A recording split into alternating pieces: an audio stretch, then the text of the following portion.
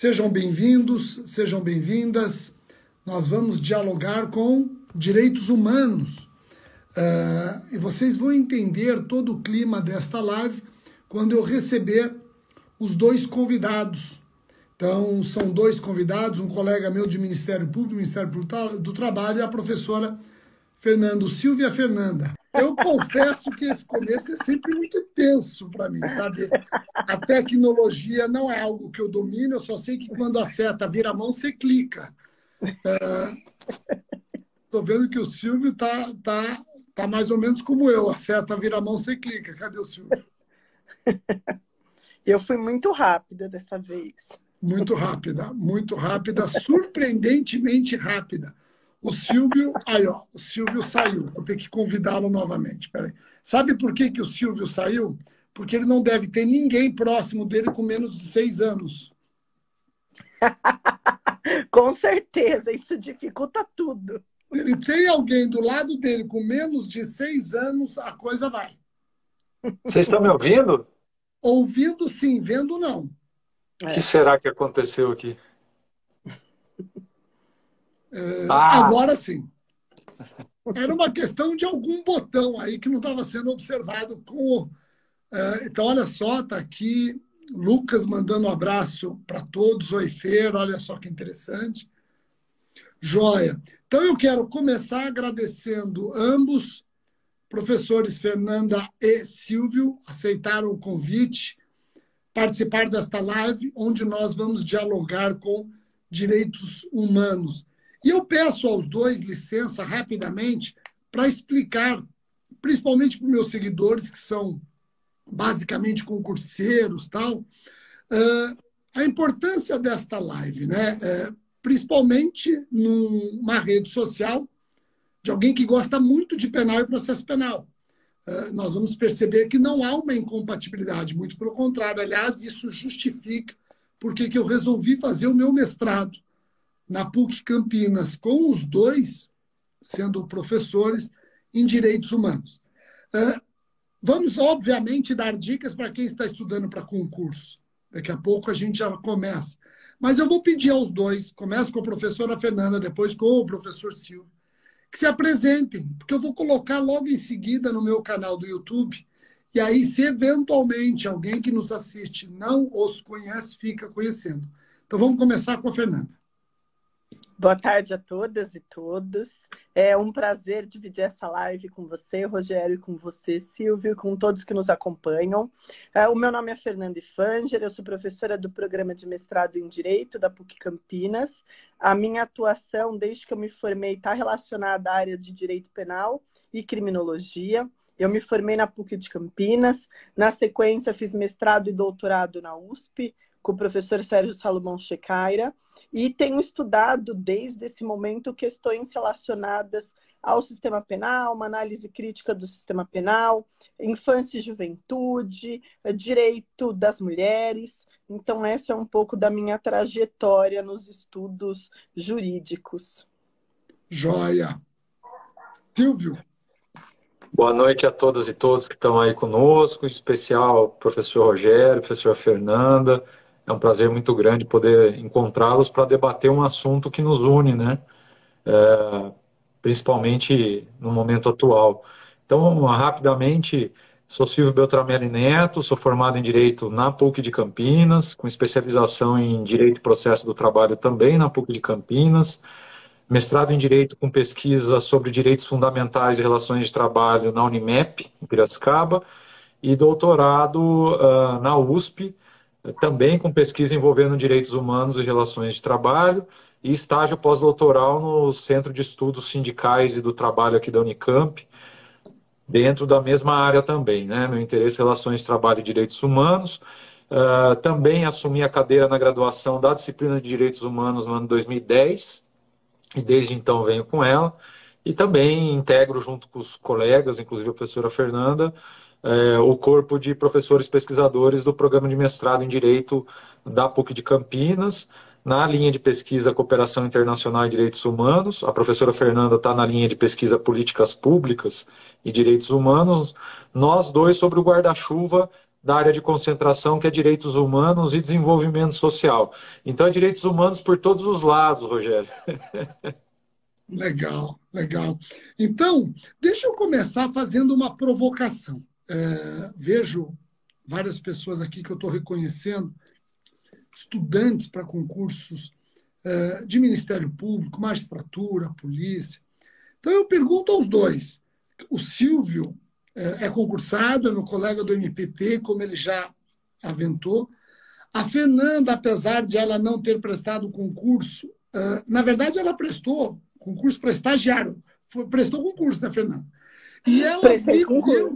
Pois é, e o que eu achei interessante é que a Fernanda viveu o Ministério Público como estagiária, talvez o que a fez não querer concurso.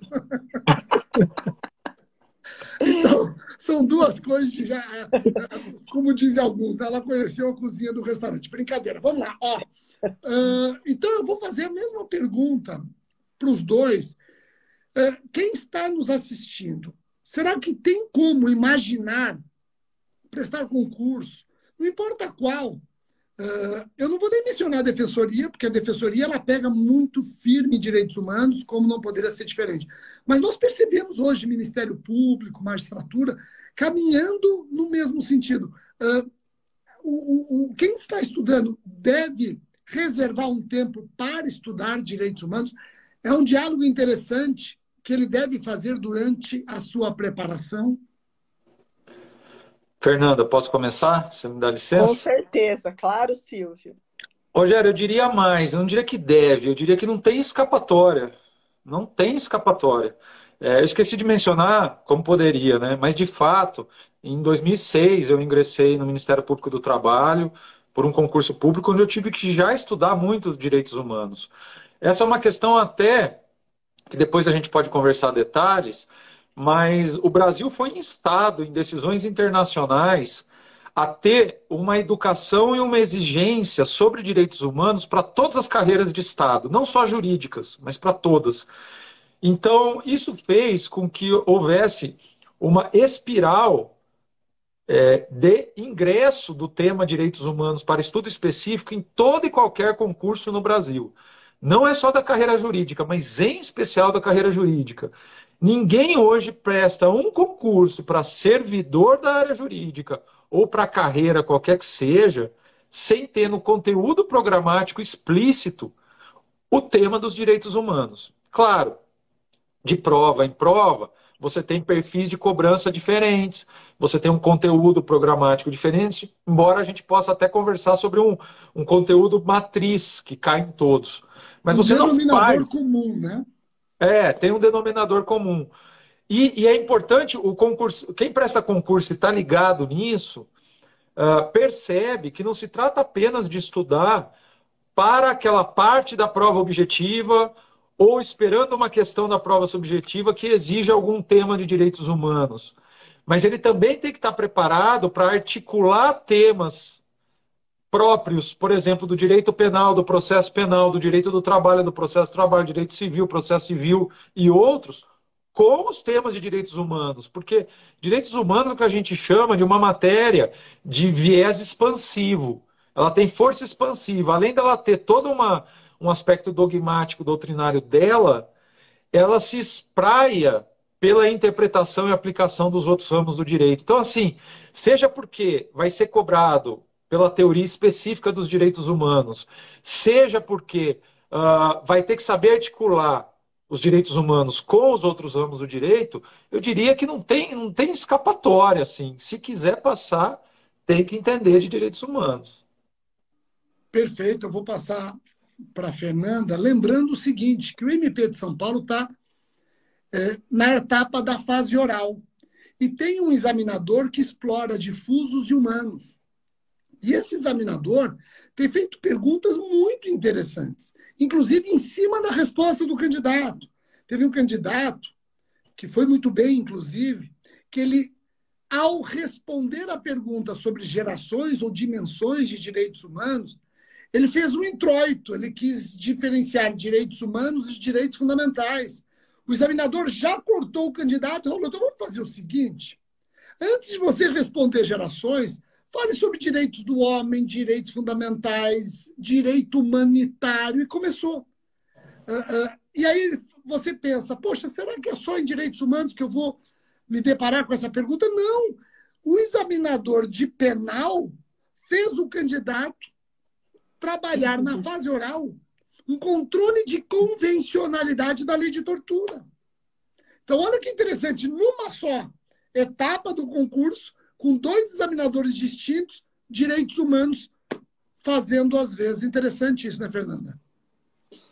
Muito interessante, e não é possível, né? Concordo com o Silvio, não há como pensar o direito sem a proteção aos direitos humanos. Não há como pensar direito penal sem pensar em direitos humanos, sem pensar em proteção das pessoas que estão envolvidas nessa relação conflituosa. Por muito tempo se acreditou, ou às vezes até se acredita popularmente, antes da gente entrar na faculdade, né, que o direito serve para pegar bandido. Direito penal é isso. E no final das contas, não, né? Dentro de um sistema democrático de direito, o sistema penal ele serve para proteger a sociedade, mas também serve para proteger aquele que praticou um crime. Então, todo o processo, toda a persecução penal só pode acontecer na perspectiva da defesa dos direitos humanos, da pessoa que está sendo acusada e também da vítima. Então, isso é fundamental que a gente compreenda, senão a gente está fora, né, dessa discussão mais moderna e está fora da compreensão do que é o próprio direito dentro de um Estado democrático de direito. Direitos humanos não é, como se diz muitas vezes popularmente, um direito de proteção de bandidos, não é nada disso, né? É a proteção de todos os cidadãos, porque a gente precisa, em todas as relações jurídicas, em qualquer ambiente, ter os nossos direitos humanos respeitados.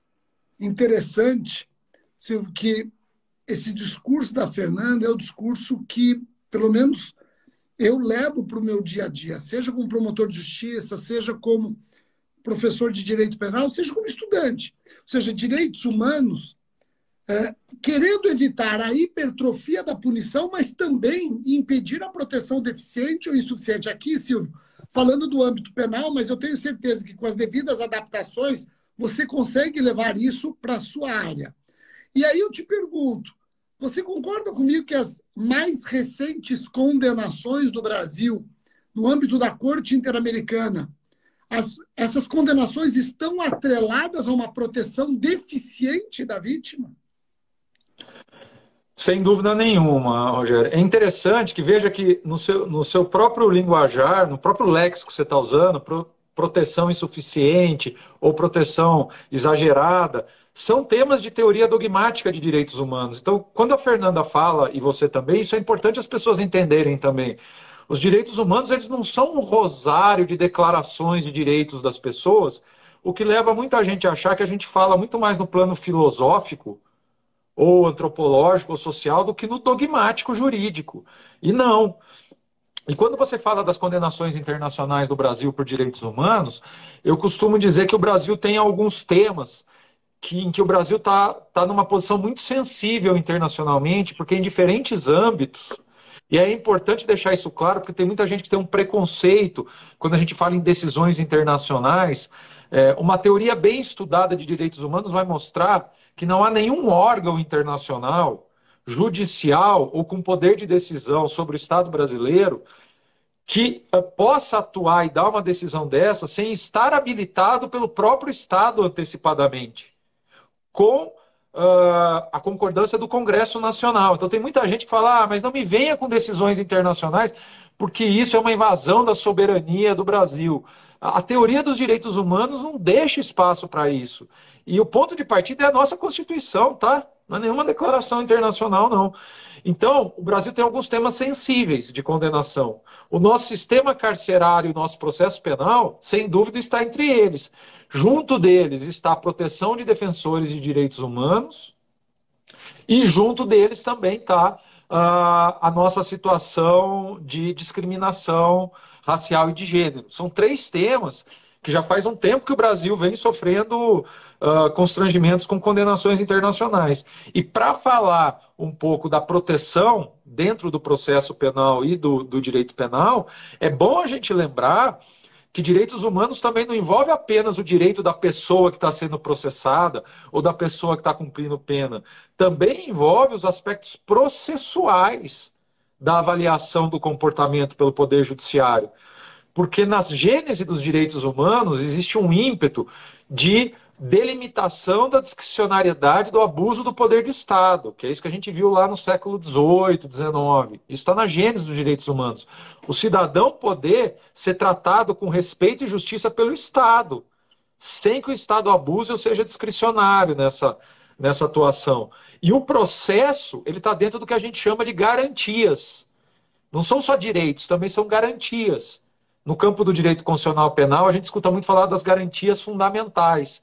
Direito de defesa, direito do contraditório, juiz natural, princípio da inocência, da presunção de inocência.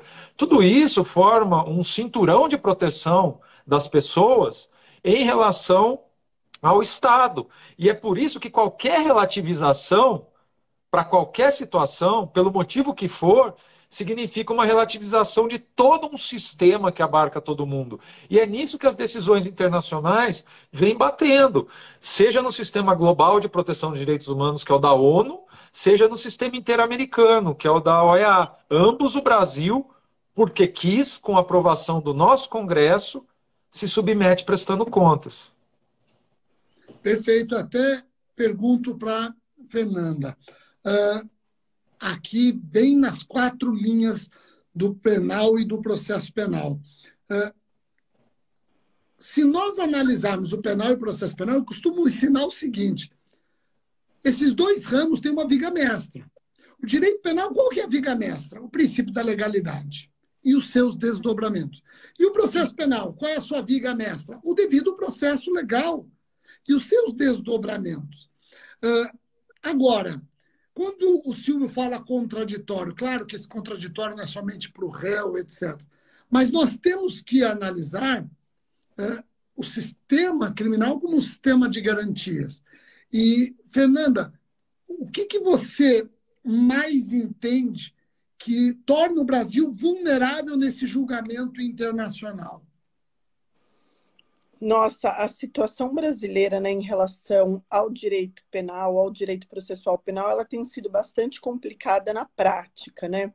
Talvez o que a gente tem percebido, o Álvaro Pires fala bastante sobre isso, que é uma ideia de racionalidade penal moderna, né? A gente tem nesse contexto uma nova forma de pensar o direito penal. E nessa racionalidade penal moderna, a participação do público é fundamental, né? O público que leva as demandas, o público quer participar da solução do conflito. Isso faz com que muitas vezes a gente tenha, no âmbito do processo, respostas populistas que desrespeitem as garantias que deveriam ser peças fundamentais nessa resposta que é dada pelo Estado. Então, assim, óbvio, né, é muito difícil a gente fazer essa análise de conjuntura, mas eu tenho percebido que essa tentativa de atender ao populismo que demanda cada vez por mais punições, por punições mais exageradas, tem feito a gente perder a mão um pouco, né, no direito penal. Esquecendo, parece que existe uma vontade tão grande de ver o autor do crime sendo punido que a gente tem se esquecido, por exemplo, que esse processo, que existe a grande prejudicada pelo crime é a vítima. E a gente tem dado respostas dentro desse processo que não levam em consideração sequer os interesses dessa vítima, né? O direito penal, para atender a demanda populista, acaba seguindo o seu curso, o processo segue seu curso, sem que a vítima seja incluída, né? Sem que ela seja ouvida, sem que ela seja escutada. Muitas vezes, né, quando a gente fala, por exemplo, de vítimas de violência doméstica, essas mulheres querem falar, né? Elas querem que o juiz entenda o que aconteceu com elas. Aquilo significa também um pedido de socorro. E a gente tem visto respostas que cada vez mais deixam a vítima de lado e em função de atender a um populismo exagerado, que é uma demanda popular importante. Então, talvez, né, esse populismo seja um dos entraves. A gente está olhando para onde não devia olhar quando dá respostas aos crimes, e aí, obviamente, né, nesse sentido, a gente acaba perdendo essa possibilidade de concretizar os direitos humanos com as respostas que a gente dá. Só para complementar, né, no âmbito do programa, a gente tem tentado olhar um pouco mais para isso. Qual programa? Vamos deixar claro aqui, qual programa? No âmbito lá do programa de mestrado em Direito da PUC Campinas, a gente tem tentado olhar para essa questão da vítima. Né? O processo penal ele serve, a gente sabe, né, que se construiu nos últimos anos, muito a partir da perspectiva internacional, uma legislação protetiva das mulheres que sofrem violência. Legalmente, esse arcabouço jurídico ele é ótimo, né? E aí, como é que a gente pensa na sua concretização? Muitas vezes a gente pode acreditar que o simples fato de existir uma lei que proteja essa mulher faz com que o sistema penal esteja preparado para atendê-la. E a gente tem percebido que não. Né? Então, nós no mestrado, eu especificamente tenho orientado uma pesquisa, por exemplo, a respeito, ou que vai ser realizada com vítimas de tentativa de feminicídio. Qual que é a nossa ideia? Ouvir essas mulheres, para entender o que elas querem quando elas acessam o sistema penal. Né? A gente quer entender se essa resposta que foi dada pelo sistema levou as demandas dela em consideração, se elas se sentiram acolhidas. Não adianta nada que ao final a gente tenha uma resposta de condenação se essa mulher, se as vontades dessa mulher não foram levadas em consideração, se essa mulher se sentiu desrespeitada durante o processo. Então a gente tem se preocupado muito com isso. Olha, se existe uma prejudicada pelo crime, é essa mulher que faz o papel lá de vítima. Então vamos entender se esse sistema está respondendo aos anseios dela ou se ela está sendo deixada de lado e essa resposta penal, por exemplo, não significa uma nova violência contra ela. A Virgínia até colocou aqui a escuta ativa, né? E eu sempre digo o seguinte, que dentro da vitimologia, a Fernanda sabe isso melhor que ninguém, aquelas 3 fases famosas pelas quais as vítimas passaram, a fase do protagonismo, a fase de ouro, onde ela ou a família ditava a resposta ao agressor, ou pelo menos orientava essa resposta. Depois, a do esquecimento, o Estado assume o monopólio e esquece que existe a vítima. E a fase do redescobrimento, marcada principalmente por normas que pensavam na reparação do dano. Olha, tem uma vítima, essa vítima deve ter seu dano reparado. Mas será que isso é suficiente? Quando você pensa numa reparação do dano, mas essa vítima é obrigada a percorrer o corredor do sistema de justiça criminal, um acesso desumano à justiça, aí você vê que, ao fim e ao cabo, ela abriria mão de qualquer reparação do dano por ser ouvida ou, pelo menos, ter um acesso humanizado à justiça.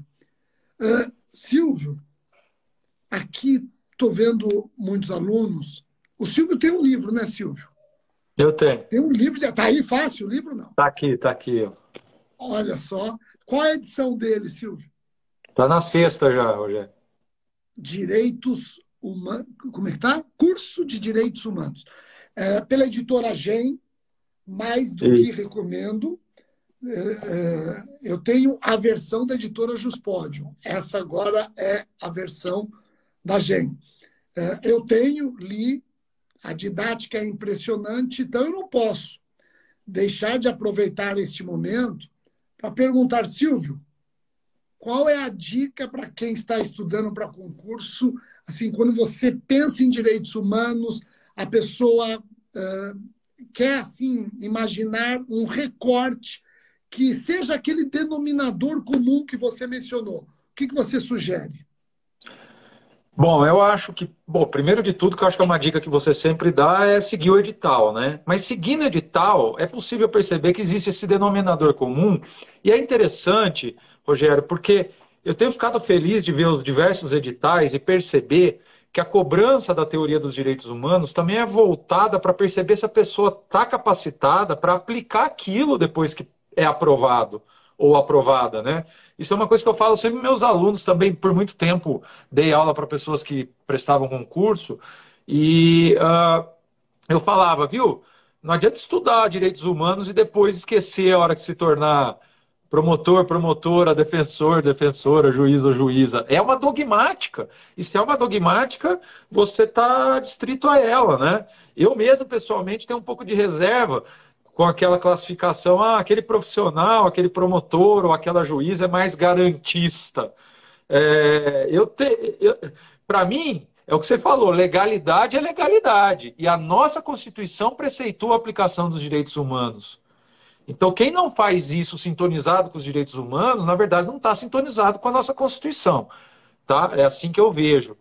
Mas a dica que eu acho é organizar bem o estudo, os temas, e entender o que cada tema te traz para o que vai ser exigido na sua prova. Né? Quando eu escrevi esse livro, Rogério, ele, poxa, está na 6ª edição, nunca que eu imaginei, né, que o livro precisasse chegar lá. Eu fui convidado pela editora à época Juspod, a que eu sou muito grato. Houve uma migração na última edição, mas, enfim, por questões de nenhuma desavença, mas por questões, enfim, técnicas, editoriais. E desde quando eu fui convidado a escrever, eu percebi que era possível, pelo menos eu me esforcei para isso, escrever algo que compatibilizasse o interesse da pessoa que está aprendendo na graduação com as exigências de concurso. Então, os editais de concurso, eles estavam e continuam no meu radar o tempo todo. E aí, ao longo do tempo, essa 6ª edição de agora, se você olhar o sumário, está muito diferente da 1ª, 2ª e 3ª edição, porque você vai também ganhando experiência. E eu consegui aqui, tentei pelo menos, organizar tudo em três grandes campos, que é o que eu acho que pode ajudar o pessoal a organizar o estudo. A teoria geral de direitos humanos, que passa desde a afirmação histórica até as teorias. Algumas delas já apareceram aqui. Teorias das gerações, teoria dos status, enfim, classificações, diversas teorias que envolvem os direitos humanos e que vão te ajudar a fazer interpretações na hora de aplicar num caso concreto, numa peça processual, numa resposta de pergunta discursiva. Por quê? Porque dentro da teoria geral tem a questão da hermenêutica, não só o estudo de quais são os direitos. Outra coisa que eu tento trabalhar muito no livro, que eu acho que quem capta essa ideia, e a gente também trabalha isso muito no programa de mestrado, porque a gente aprofunda isso nas pesquisas, quem capta essa ideia está um passo à frente nos concursos, Rogério, que é a ideia de que o corpus iuris, o corpo de normas e jurisprudências que formam os direitos humanos aplicáveis no Brasil, ele é composto por normas e jurisprudências nacionais e internacionais. Não tem por que você separar ou dar sentido de hierarquia ou de prevalência. Né? Isso eu tento explicar de uma maneira bem objetiva no livro. São normas que coexistem harmonicamente, mediadas pelo princípio pro persona. Você vai aplicar aquela norma que melhor atende à proteção dos direitos humanos. Então, isso tudo a gente estuda em teoria geral. Tá afiado nessa teoria geral te dá um diferencial para as outras provas. E depois você tem os sistemas internacionais de proteção, a parte processual, ONU, OIT, Organização Internacional do Trabalho, Sistema Interamericano, e depois tem uma terceira parte que você estuda os direitos em espécie. Então, por exemplo, de todas as liberdades, liberdade por liberdade, de ir e vir, de expressão, de reunião, você estuda o corpo jurídico nacional e internacional de cada um desses, de cada um dos direitos sociais. Pelo menos é assim que eu organizei o livro, tá? Inclusive com estudo de casos, para daí você vai afiado tanto para uma prova objetiva quanto para uma prova discursiva. Agora, para quem quiser aprofundar esses assuntos, em cada um desses tópicos você encontra temas, por exemplo, para fazer uma pesquisa de mestrado, né? E aí você pode aprofundar. Então, você mesmo aí já falou que o MP de São Paulo está arguindo sobre controle de convencionalidade, sobre diferença de direitos humanos e direito humanitário. Isso tudo faz parte de uma dogmática jurídica, mas que cabe e precisa ser aprofundada.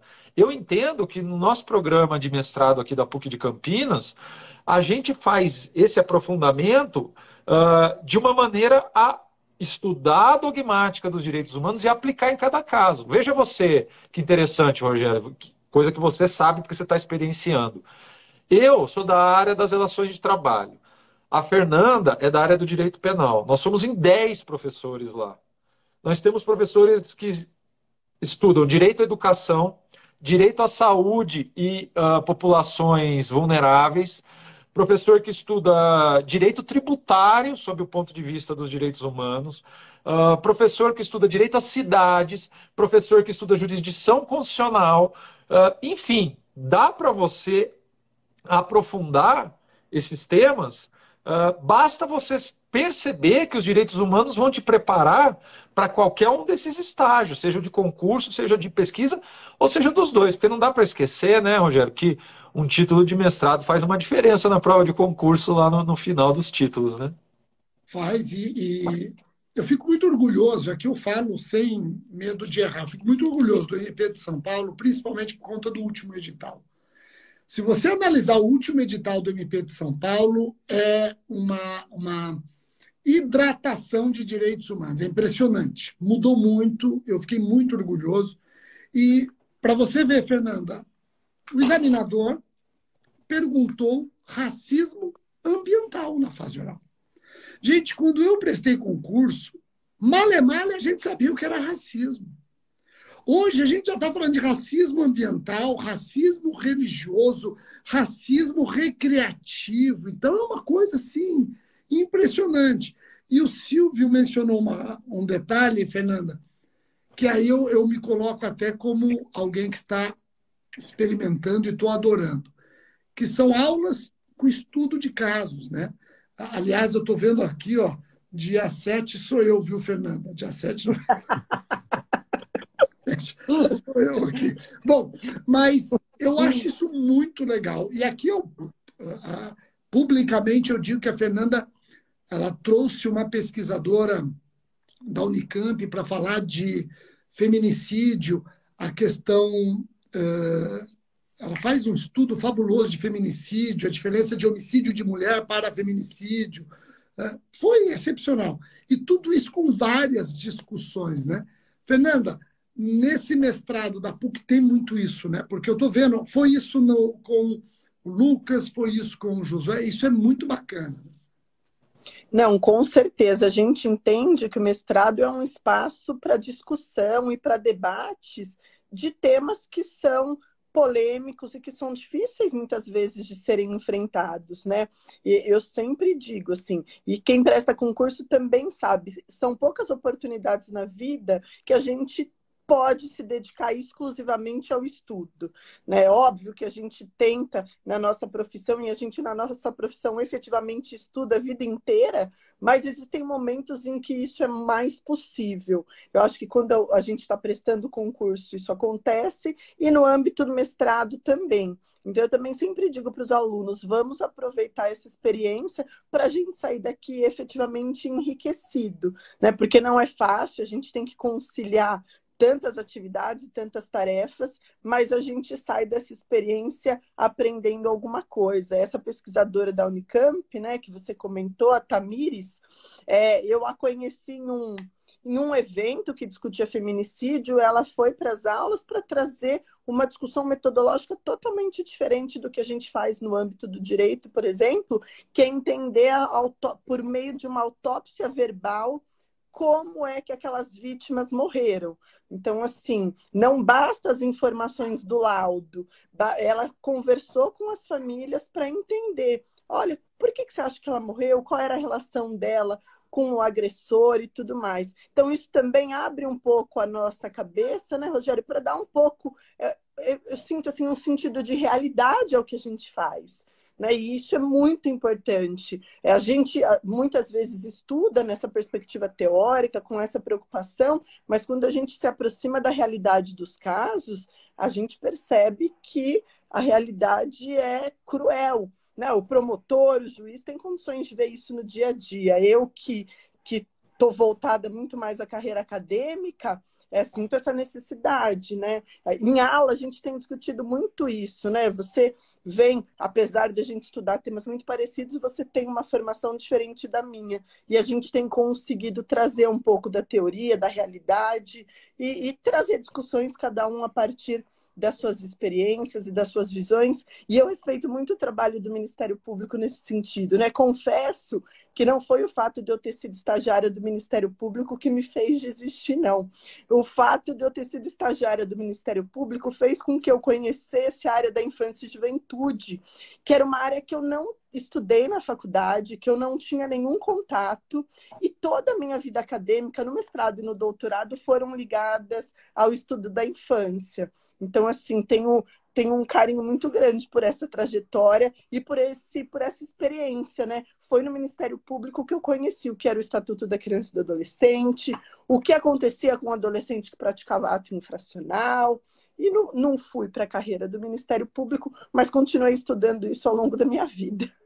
Mas sabe que eu assisti essa palestra e fiquei pensando até que ponto essa autópsia verbal pode servir o Ministério Público. Confesso que eu fiquei pensando. Mas, ô Silvio, eu vou te contar uma coisa interessante. Nessa aula, eu deveria ter gravado isso, porque ninguém vai acreditar. Eu escutei a Fernanda falar para mim, nesse aspecto eu sou mais punitivista que você. Verdade. Foi uma questão de feminicídio, natureza da qualificadora, tal. E eu sou minoria, eu confesso, reconheço, mas aí houve um debate, um saudável debate que não gera fissuras, e ela falou, opa, nesse aspecto eu sou mais punitivista que você.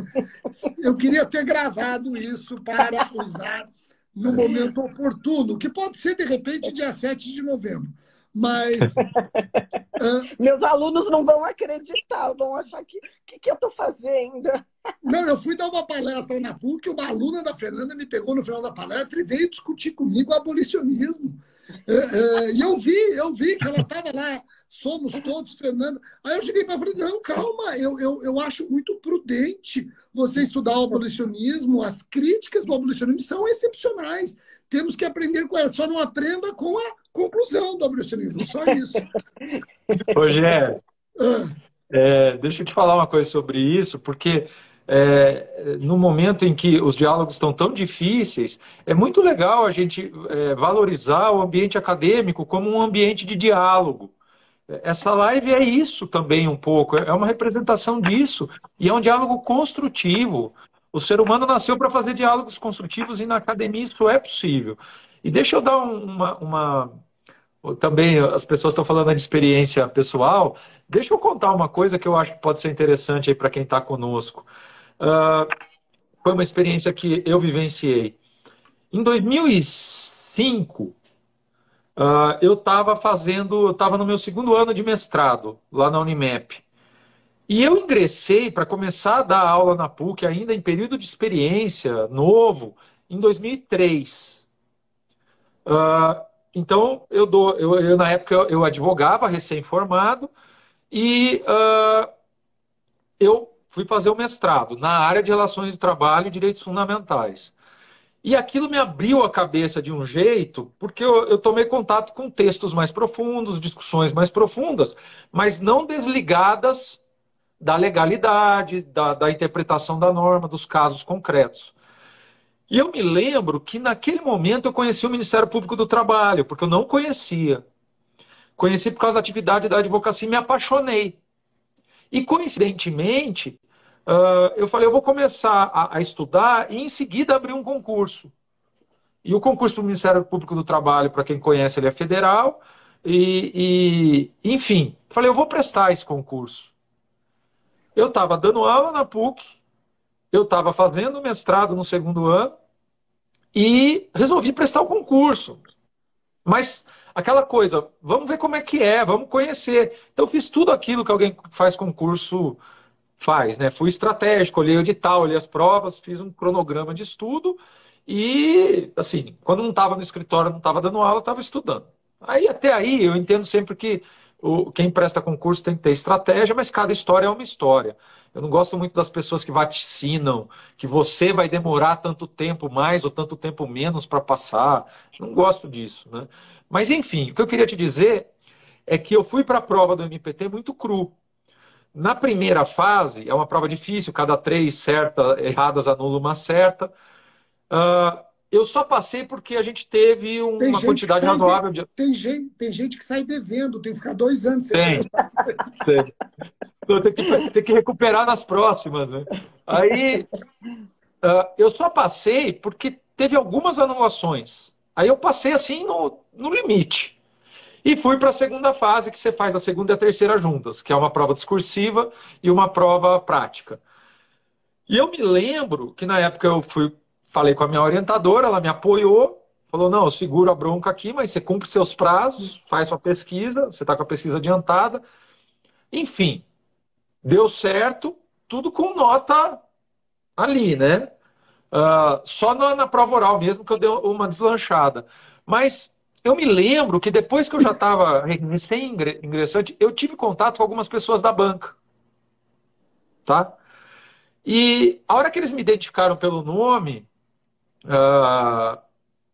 e eu comentei um pouco das respostas que eu dei nas questões lá no curso preparatório, eles falaram, então foi você que deu aquela resposta assim, assim, assado, que articulou com uma teoria tal, tudo coisa que eu aprendi no mestrado, o Rogério. Então, o examinador teve a capacidade de olhar para mim e falar, não, peraí, a gente sabe que tem um tipo de resposta padrão, às vezes você nem responde tudo que o espelho de correção quer, mas ele fez algumas articulações voltadas para a prática, com algumas teorias que não são tão usualmente abordadas, que chamou a atenção. Então, por exemplo, quando você vai para uma prova oral e o examinador do Ministério Público do Estado de São Paulo faz esse tipo de pergunta que ele fez e ele, de repente, te abre um leque, se você está ligado nisso, você sai da caixa. Não. E eu entendo que, para uma comissão de concurso, quando você sai da caixa, você aumenta a sua possibilidade. Não sei se você pensa assim também. Mas aconteceu comigo. Não, eu até oriento meus alunos o seguinte, se ele te perguntar de racismo, não espera ele te perguntar racismo ambiental, recreativo e religioso. Já entra em racismo ambiental, recreativo e religioso. Já não espera ele perguntar, você já se adianta. Considerando esse depoimento do Silvio, Fernanda, muitas pessoas que estão assistindo e vão assistir a gravação, aquele que se interessou para fazer o mestrado em Direitos Humanos da PUC, tem até quando para fazer inscrição? O que vocês dois recomendam? Entra no site. Eu queria que vocês dois falassem rapidamente, pegando esse gancho do Silvio. Ótimo. Nós estamos com um processo seletivo aberto para o ingresso no mestrado em Direito da PUC Campinas. As inscrições se encerram no dia 31 de outubro. Todas as informações estão no site, estão nas redes sociais do nosso programa. Lá é possível conhecer os professores, saber mais sobre as pesquisas que estão sendo realizadas no âmbito do PPGD, conhecer um pouco das nossas publicações, da trajetória dos nossos alunos, dos nossos ex-alunos, e como o Silvio disse, né, é um mestrado em Direitos Humanos que se abre para a discussão de inúmeras questões. Então, com certeza, quem gosta de direito do trabalho, de direito constitucional, de direito penal, vai encontrar guarida para fazer reflexões mais profundas a respeito dessas temáticas. A gente, se me permite, Rogério, quem tiver interessado, jogar no Google ali, mestrado em Direito, PUC Campinas, vai entrar na página do mestrado em Direito, ou então você pode ir via portal da PUC Campinas, pós-graduação estrito sensu, Direito. Como a Fernanda disse, tem o perfil de todos nós, das nossas publicações. Apesar de já encerrar no dia 31, a inscrição exige documentação e um anteprojeto de pesquisa, que não precisa ser um projeto de pesquisa finalizado, basta ter aquelas características básicas de um resumo, uma introdução, os objetivos, o problema de pesquisa, o cronograma, a justificativa. Encaminha isso. As provas vão ser logo no começo de novembro. Há uma prova de línguas e uma prova dissertativa. Então, uma prova de proficiência em língua estrangeira é uma prova dissertativa. E quem obtiver a nota mínima de corte vai para uma entrevista. E aí, qualquer tema que se envolva com a questão dos direitos humanos a partir de uma perspectiva específica, vocês vão ver lá uma dica, né? Você falou de dica. Uma dica boa é olhar o que cada um de nós está produzindo e, de repente, encontrar ali algum ponto de contato com um tema que você queira pesquisar e que você acha que você quer pesquisar, seja porque você quer também uma carreira acadêmica, seja porque pode fortalecer o seu estudo para suas ambições profissionais, né? Eu queria dizer também que nós todos, a gente tem uma página no Facebook, que é o @ppgd PUC Campinas, PPGD, né, de Programa de Pós-Graduação em Direito, PUC Campinas, e nós, professores de lá, você até já nos marcou aí, nós também temos, né? Então, se alguém tiver alguma dúvida, quiser interagir com a gente sobre o processo seletivo, manda um direct aqui no Instagram e a gente está super à disposição, tá bom? Legal. Eu agradeço esse espaço que você está dando para a gente poder falar do nosso programa, porque a gente pesquisa bastante lá, a gente gosta de concurso e também pesquisa bastante. Sem dúvida. Então eu quero agradecer, começo agradecendo a Fernanda. Obrigado por aceitar esse convite, dialogando sobre direitos humanos. Aqui muita gente, tem clube da Fernanda aqui, tem fã-clube aqui, você viu, Silvio? Mas é insuperável esse aí, esse é insuperável. Me lembrou mais ou menos o Corinthians viajando até o Maracanã. Tem que levar 1000 pessoas, não adianta. Mas é merecido. É merecido. É merecido. Mas como não poderia ser diferente. Então, obrigado, Fernanda. Quero agradecer imensamente. Vou passar para as suas considerações finais. Aí eu agradeço o Silvio, considerações finais. E sigam os dois nas redes sociais, que estão marcadas as redes sociais dos dois no meu post de divulgação desta live. Rogério, muito obrigada pela acolhida, né? Você sabe que eu sou super tímida para participar de qualquer coisa nas redes sociais, mas foi um bate-papo muito bacana, então eu fiquei muito à vontade, muito feliz. Queria mandar um abraço grande para todos que nos estão acompanhando. Eu sei que vários são alunos meus, acabei de perceber, e são sempre muito gentis e carinhosos comigo. Mandar um abraço grande para o Silvio, que é meu companheiro há muitos anos aqui nesse mestrado, né? A gente tem se apoiado muito no nosso trabalho de pesquisa, e é um prazer. Confesso que nas próximas, né, se acontecerem, eu vou ficar mais tranquila, vou ficar mais à vontade, vou ficar mais solta. Daqui a pouco compro o ring light, já começo a ficar mais desprendida. Gente, na verdade, mas olha, não deu para perceber diferença nenhuma da Fernanda dando aula para a Fernanda nessa live, o que é um elogio. Agora, eu passo, então agradeço, Silvio, agradeço também bastante. Dizer, Silvio, que eu ainda não desisti, e aqui eu vou incluir a Fernanda também, de te trazer para dar aula para os meus alunos lá do RSC de Direitos Humanos. O Silvio e a Fernanda falaram, olha, eu só tenho sábado 3 da tarde. Os alunos queriam morrer. Verão, sábado 3 da tarde eu posso. Falei, como é que eu vou explicar para os alunos sábado 3 da tarde? Eu até falei para ele, não teria de domingo de madrugada, porque daí o cara já vai direto. Mas daí quem não podia era ele. Silvio, obrigado. Volto a falar do seu trabalho, do livro, que é excepcional. Eu tenho a versão da Juspódio, já estou cobrando aqui publicamente a versão Gen, já que você mudou algumas coisas, já estou cobrando de antemão. E obrigado por aceitar esse convite para as considerações finais, Silvio. Rogério, eu que agradeço a todos aí que nos acompanharam, a todos e todas. Quero agradecer a gentileza e a generosidade do espaço que você está abrindo para a gente falar dos nossos trabalhos e das nossas produções. A professora Fernanda também tem artigos aí muito interessantes que vão servir para quem está estudando em concurso. E vão servir também para quem quer entrar no mestrado, que eu tive que ler um artigo dela. Para quem quer entrar no mestrado também. Dizer que você é um cara aí que galgou com a sua competência aí um espaço muito merecido e ainda assim é generoso de abrir esse espaço para a gente. Muito obrigado. Eu tenho esses 2 débitos com vocês assumido agora publicamente. Um é das aulas, o outro é do livro. Sobre o horário das aulas, é vida de professor e de procurador. É isso aí, né? Mas a gente vai achar. Eu agradeço também essa confiança que você tem, essa insistência, vai dar certo.